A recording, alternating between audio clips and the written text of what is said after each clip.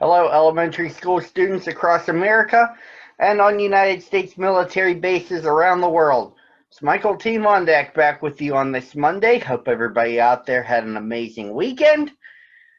Well, can you believe it?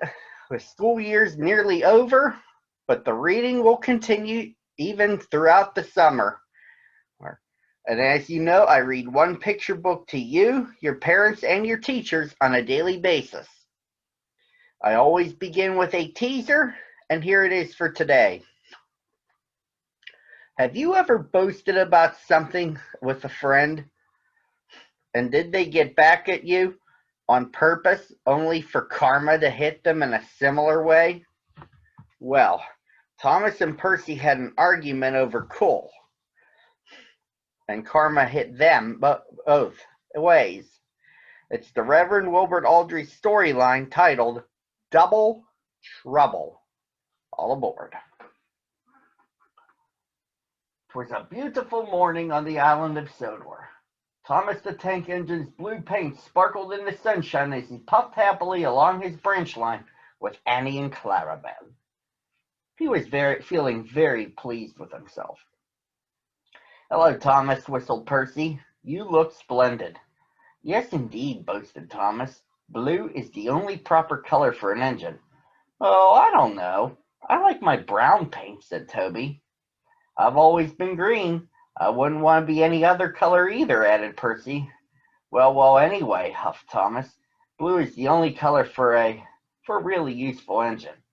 Everyone knows that." Percy said no more. He just grinned at Toby. Later, Thomas was resting when Percy arrived. A large hopper was loading his freight cars full of coal. Thomas was still being cheeky. "Careful," he warned. "Watch out with those silly cars." Go on, muttered the cars.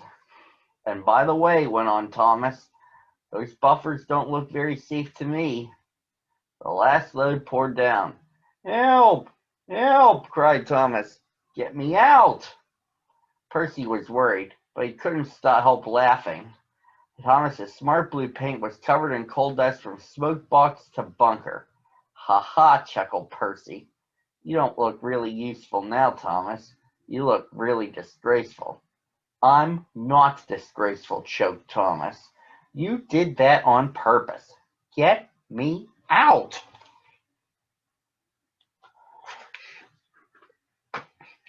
Took so long to clean Thomas that he wasn't in time for his next train. Toby had to take Annie and Clarabelle. "Poor Thomas," whispered Annie to Clarabelle. They were most upset.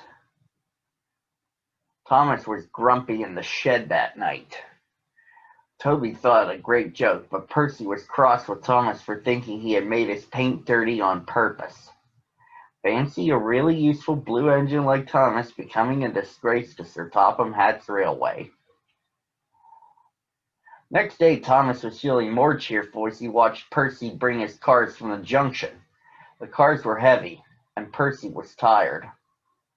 "Have a drink," said his driver. "Then you'll feel better." The water column stood at the end of the siding with the unsafe buffers. Suddenly, Percy found that he couldn't stop. The buffers didn't stop him either. "Oh," wailed Percy. "Help!"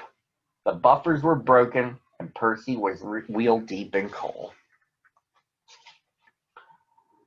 It was time for Thomas to leave. He had seen everything. "Now Percy has learned his lesson too," he chuckled to himself. That night the two engines made up their quarrel. "I didn't cause your accident on purpose, Thomas," whispered Percy. "You do know that, don't you?" "Of course," replied Thomas. "And I'm sorry I teased you. Your green paint looks splendid again, too. In future, we'll both be more careful of coal." And that, boys and girls, ends the story. Join me again tomorrow at the same time, right here on the same channel.